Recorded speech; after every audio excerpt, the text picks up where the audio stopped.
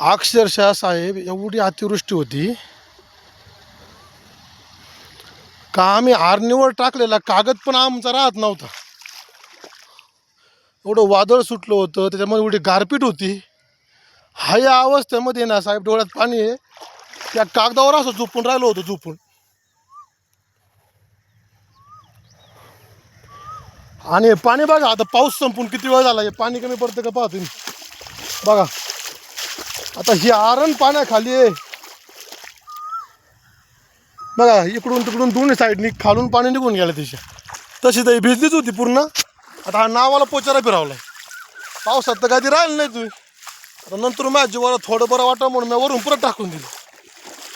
बघा हे पाणीच बंद होत नाही पहा.